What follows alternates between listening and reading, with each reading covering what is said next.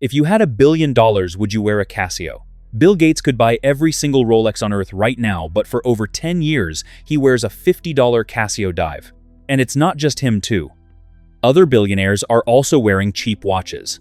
So, why are they doing this? Let's find out. The watch nobody explains. Bill Gates. Net worth is well past $100 billion. He wears a blazer that costs more than most people's rent, and on his wrist, a black resin dive watch with a screen that still says Casio in that blocky 90s font.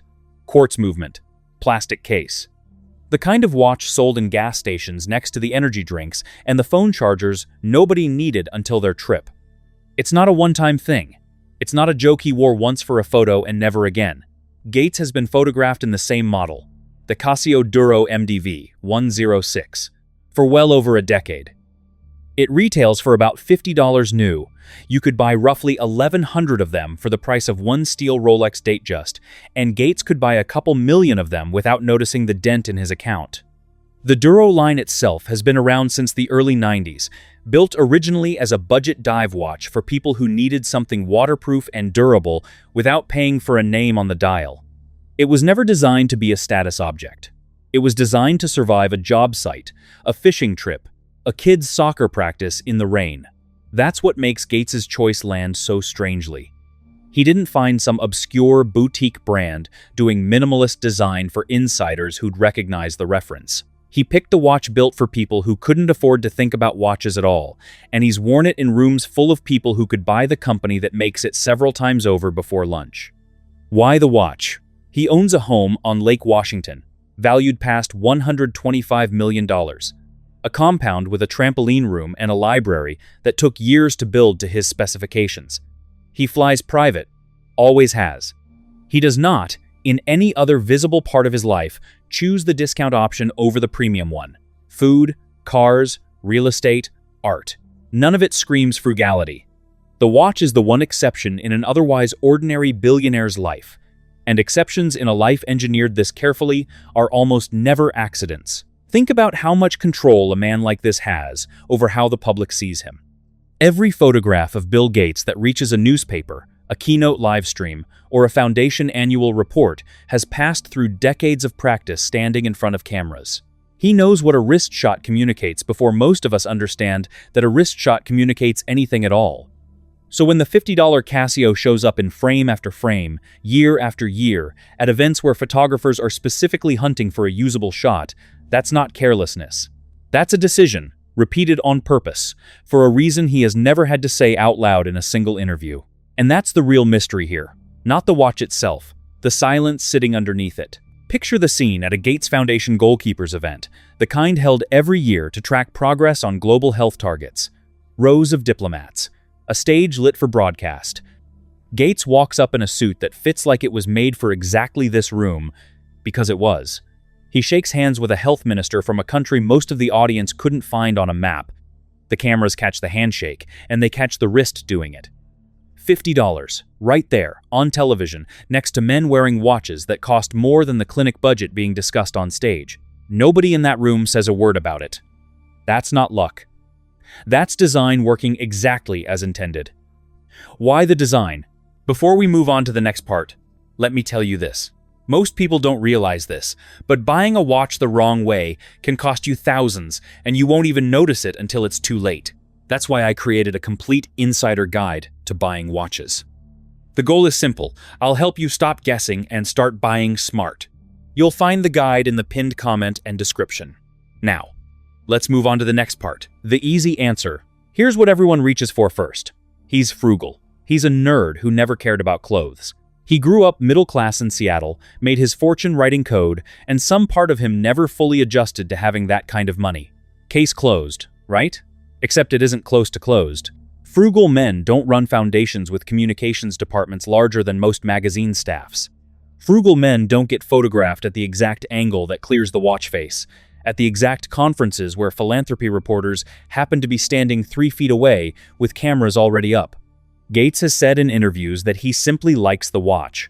It survives abuse. It doesn't need charging. It tells the time as well as anything that costs 50,000 times more. That's true. It's also not the whole answer, and treating it as the whole answer is where most of the coverage on this topic goes lazy. Genuine preference and quiet strategy stopped being separate things a long time ago, at least at his level of visibility. Because think about what pure frugality would actually require. It would require Gates to be indifferent to how the watch looks like on camera. And a man who has spent 40 years building one of the most carefully managed public reputations in modern business is not indifferent to anything that appears on his wrist in a photo that will run in 300 publications by the next morning. So the frugality story isn't false. It's incomplete. It's the answer that lets everyone stop thinking about it. And stopping there is exactly the problem, because the moment you stop, you miss the second layer underneath. Gates isn't just comfortable in a cheap watch. He has built, whether by instinct or by design, one of the most effective reputation tools available to any billionaire. The object so far below his means that it becomes proof of something the money itself could never prove on its own. A Rolex says you can afford a Rolex. Plenty of upper-middle-class managers wear one for exactly that reason. A $50 Casio on the wrist of a man worth more than the annual economic output of several small countries says something a luxury watch simply cannot say. It says he doesn't need you to be impressed. He has already won whatever game you think a watch is supposed to be playing. That's not frugality. That's the most expensive kind of signaling that exists, the kind that costs nothing to buy and everything to fake convincingly. Compare that to the version most people actually practice. A regular professional, doing reasonably well, buys the nicer watch the moment they can afford it, because the whole point of finally affording it is being able to show that they can. There's nothing wrong with that instinct. It's how status has worked for most of human history, and it isn't going away because one billionaire wears plastic. But it does mean Gates isn't playing the same game at all. He skipped the step where the object proves the income because at his level the income was never in question. So the object gets repurposed entirely. Instead of proving he has money, it proves he's past needing anyone to notice. There's a version of this test you can run on almost anyone with real wealth. Ask what they'd wear to a job interview they didn't need, a room where nobody could give them anything they don't already have. Most people, even wealthy ones, would still reach for something impressive out of habit. Gates reaches for the Casio because he stopped needing the habit decades ago, and somewhere along the way, the absence of the habit became its own kind of statement, louder in its own quiet way than the thing it replaced. If that were the whole rule, every billionaire would be wearing a $50 watch by now. They aren't. And the exception breaks everything you just read.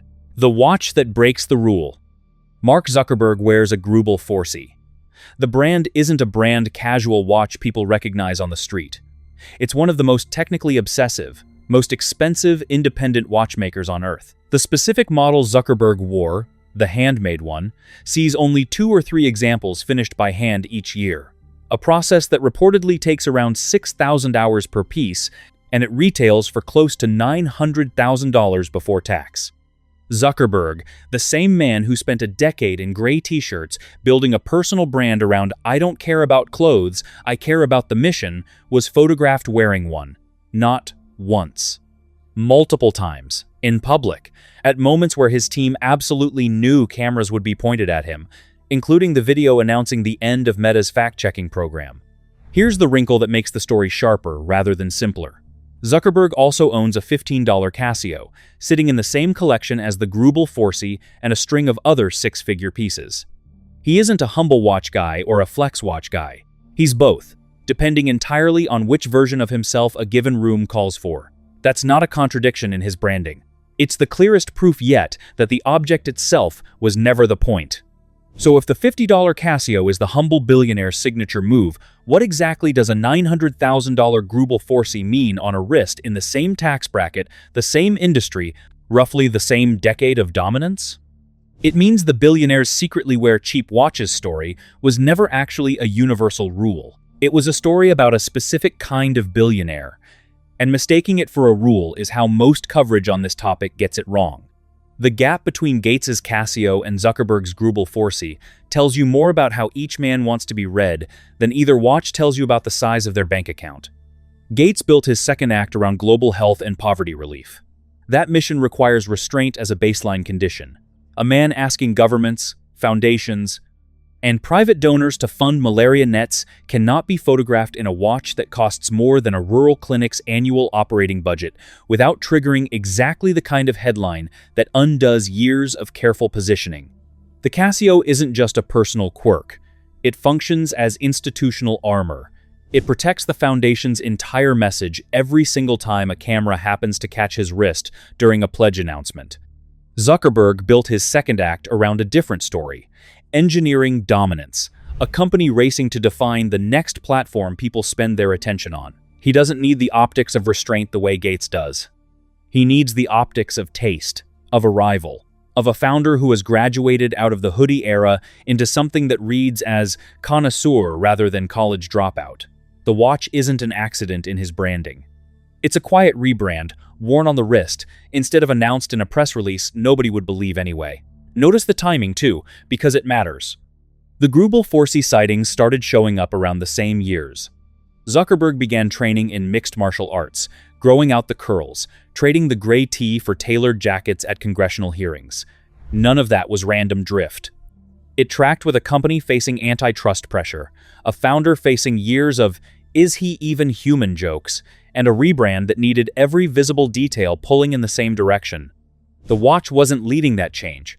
It was one more piece falling into a pattern that had already been decided somewhere else, in a much less visible room. Which billionaire watch story surprised you more, Gates or Zuckerberg? Two men, two watches, separated by something close to 18,000 times the price. Similar net worth range, completely opposite message. That's the twist most cheap watch billionaire articles refuse to sit with because it ruins their tidy story. The uncomfortable truth is messier and honestly more interesting.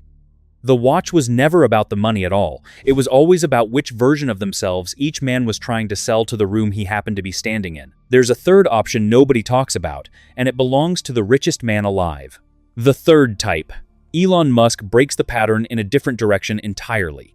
He said flatly, in his own words, that he's not really a watch guy, and his confirmed collection over 2 decades barely fills one drawer. A Rolex Datejust in the early Tesla years, an Omega Seamaster he wore constantly through the mid-2000s, a limited-run Tag Heuer Carrera built to celebrate SpaceX, and a Richard Mille that shows up occasionally when the moment calls for it.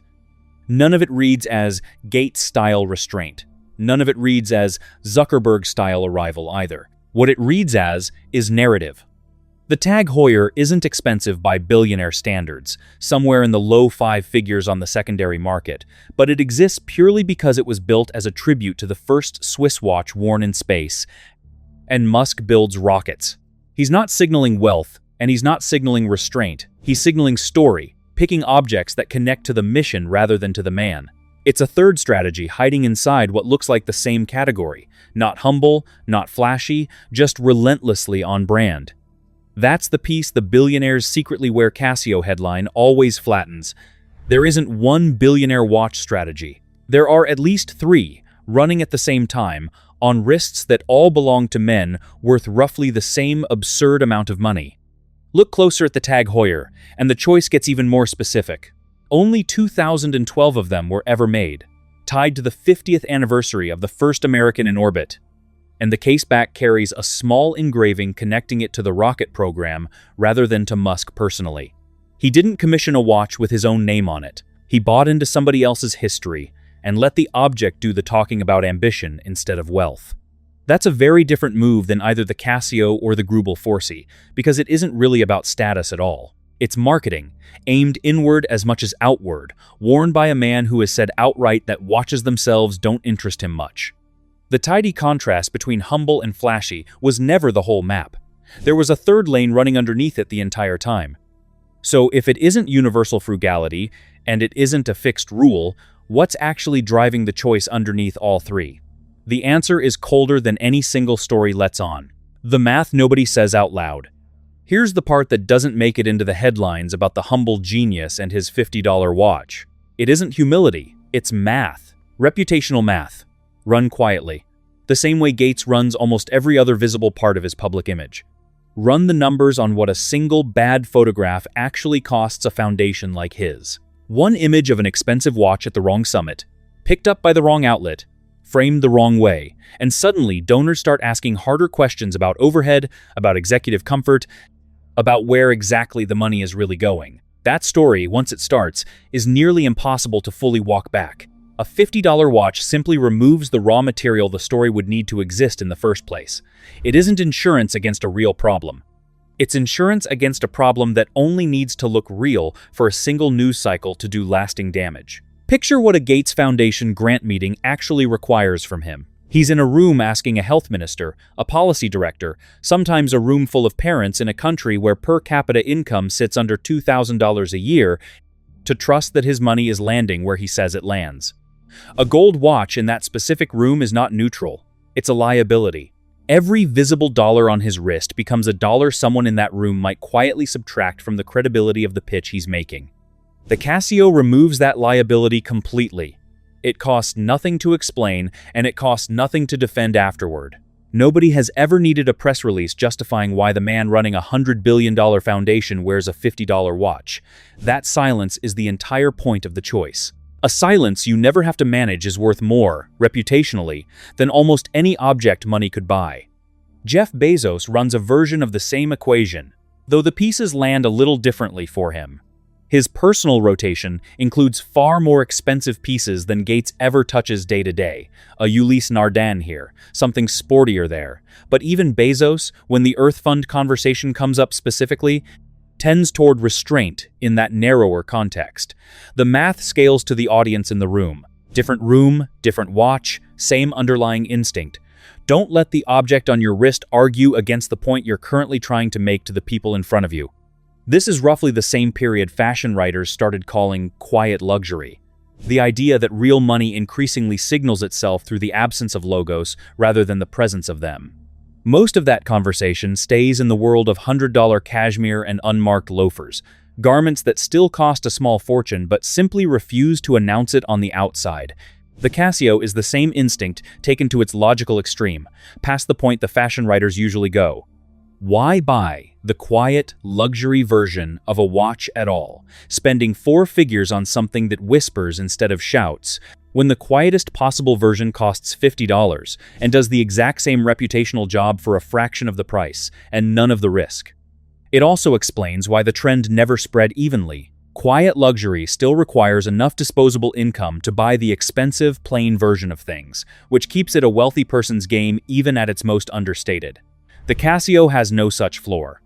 Anyone can own the exact model Gates wears for the price of a few coffees, which is precisely why it works so well as his signal, and precisely why it wouldn't work at all for someone still trying to prove they belong in the room. Now here's where the story finds its sharpest edge, and it isn't Gates at all. It's Chuck Feeney. Feeney co-founded Duty Free Shoppers and quietly gave away nearly all of it. More than $8 billion, funneled over 4 decades through a foundation built specifically to spend itself completely out of existence by a fixed date. He wasn't photographed doing any of it. He actively tried to keep the giving secret for years, and only got outed in the late 90s when journalists pieced the paper trail together on their own. By the time he died, he was living on a nest egg of about $2 million, a fortune to almost everyone reading this, a rounding error to the man he used to be at his peak. And here's the detail that closes the loop on everything this script has been circling. Feeney's own daily watch, according to people who profiled him, was a $15 Casio. Not a Rolex he chose to set aside for effect. Not a symbol he selected because it photographed well. Just the cheapest reliable option, worn by a man who had already decided the object was never going to matter and never bothered updating that decision once the cameras eventually did show up. Feeney is what the Casio wearer becomes once you remove the cameras entirely. No conference wrist shots, no foundation communications team optimizing the angle. Just a man who decided the object didn't matter at all, and then proved it by disappearing from the story almost completely for years at a time. Compare that to a Casio worn specifically in front of the rooms where it does the most reputational work, and you start to see the real difference between a symbol and a habit. One is theater with a genuine core underneath it. The other is a life with almost no theater in it at all. That's the number worth holding on to, $2 million. What remained of a man who once controlled billions because he meant every part of the giveaway, camera or no camera in the room. Set that next to the $50 Casio Gates wears at every pledge event. One is a watch that photographs well in front of donors. The other is a figure that only exists because nobody was ever there to watch it happen. For years, Feeney flew coach, sat in the back of the plane like anyone else, carried his papers in a plastic shopping bag instead of a briefcase, and reportedly didn't own a car or a home of his own by the end. Business partners who met him for the first time sometimes assumed they were dealing with an assistant rather than the man who built an empire out of duty-free shops in airports across 3 continents. The kind of mistake that would have mortified most people at his level and apparently never bothered him at all. There was no team managing that impression. There was no impression being managed at all, which is precisely why it never generated a single headline calling him humble. Humility that gets reported on is doing a job. Humility nobody notices is just how a person lives. Honestly, this is the piece of the research that unsettled me the most.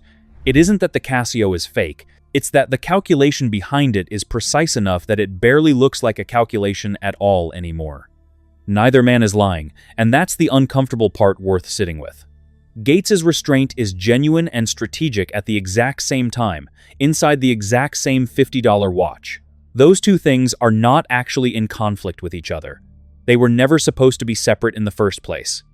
Once you see the math, you can't stop seeing it on every wrist that crosses a stage, which is exactly the problem with this whole story. The $50 question. So, what does this actually mean, past the trivia of who wears what? Status used to run loud by default. A gold watch, a big car, a house you could spot from the street. The entire 20th century model of wealth ran on visibility. You spent the money specifically so other people could watch you spend it. That model still exists. Plenty of billionaires still run it without apology. But somewhere over the past 20 years, a second model built itself quietly on top of the first, and it runs on the opposite logic entirely. The less your object costs, the more it proves you don't need the object to prove anything about you at all. That isn't humility as a personality trait. That's humility working as a financial instrument, deployed with roughly the same precision as a stock buyback timed for earnings season. And once you notice it, you cannot stop noticing it everywhere. The tech founder in the $15 t-shirt who still flies a private jet twice a week, the executive who parks a decade-old sedan in a garage that already holds 3 far nicer cars belonging to his own staff. The billionaire who wears the Casio to the summit and something entirely different to his own daughter's wedding. None of it is contradiction, once you know what to look for. All of it is the same instrument, simply tuned to whichever room it's currently standing in. Picture the 26-year-old watching one of these keynotes on a laptop between shifts, saving for the watch he thinks will finally make him look like he's arrived somewhere. He sees Gates on stage in the $50 Casio and reads it as permission. Money doesn't matter, just do good work. What he doesn't see is that permission only works in reverse. Gates earned the right to wear $50 by first proving he could have worn anything. The 26-year-old wearing the same Casio on the same wrist sends a completely different message, because nobody in the room yet knows what he could have chosen instead. The object is identical. The story it tells depends entirely on who already knows your bank balance before you walk in. One detail sticks with me more than the others. Gates has reportedly worn the same base Casio Duro model for well over a decade, replacing the unit only when a strap finally wears through, never upgrading to a newer release. Casio makes fancier versions of this exact watch. Gold accented dials, limited runs, small premium touches that would still be cheap by his standards. He doesn't own any of them. He owns the plain base model anyone can grab on a lunch break for the price of a decent dinner. That's not an accident either. Upgrading even slightly would quietly undercut the entire point of wearing it. And that's the part that should bother you a little if it doesn't already. The humility only works because the watch stays cheap enough for people to actually believe it. A Rolex on a middle manager reads as aspiration, plain and simple. That same Rolex on Bill Gates would read as a rare misstep, a man who forgot, for one unlucky photograph, which version of himself he was supposed to be selling that year. The Casio never makes that mistake, because the Casio was never really about telling time in the first place. It exists to make sure nothing visible on his body argues against the story he needs people to keep believing. Somewhere, there's a mid-level program officer at a health nonprofit who noticed the Casio years ago and started wearing one to donor meetings herself, half as a joke, half because it seemed to work. It probably does work, a little, but it works for a different reason than she thinks. Her watch doesn't carry 10 years of photographs proving she could have chosen otherwise. It just looks like a watch. Gates's looks like a decision. The gap between those two readings is the entire story, and no amount of buying the same $50 model closes it. This is where the whole premise most people start with quietly falls apart. There was never a universal billionaire rule waiting to be decoded. No secret club membership card that comes stamped with a Casio Duro. There were 3 or 4 different men, running 3 or 4 different versions of the same underlying instinct, each one calibrated to the specific story he needed the room in front of him to believe. Gates needed invisibility. Zuckerberg needed elevation. Musk needed relevance to a mission bigger than himself. Feeney needed nothing at all, which turned out to be the rarest choice on the list by a wide margin. And that's really the split worth remembering longer than any single fact about any single watch. Some billionaires manage the story. One, as far as anyone can tell, simply stopped needing a story to manage. That's the real answer, underneath why billionaires supposedly secretly wear Casio. It was never a secret. It was a strategy hiding in plain sight, doing its job so well for so long that everyone mistook the strategy for the total absence of one. One more thing worth sitting with before this closes out. The people who get this right protect the feeling their choices create, not the price tag sitting underneath them. A $50 watch and a $900,000 watch can tell the exact same lie or the exact same truth, depending entirely on who's wearing it and which room they just walked into. The object itself was never the message. It was always just the messenger. Somewhere Gates is probably in another meeting right now. Another handshake. Another camera catching the same $50 dial it's caught for over a decade. Nobody in that room will mention it. Nobody ever does. And that, more than anything else in this entire story, is the whole strategy working exactly as designed, a decision so quiet it stopped registering as a decision at all. If you've ever second-guessed a purchase because you weren't sure what it said about you, that instinct is worth listening to. Apparently, even the richest men on the planet still run that same calculation before every single photograph. I put together a short guide on reading status signals the way stylists and image consultants actually read them. The real tells behind restraint versus flash. The questions worth asking before you buy anything meant to say something about you, and how to tell which version of the game you're actually playing before you spend $1. It's in the pinned comment. Go grab it.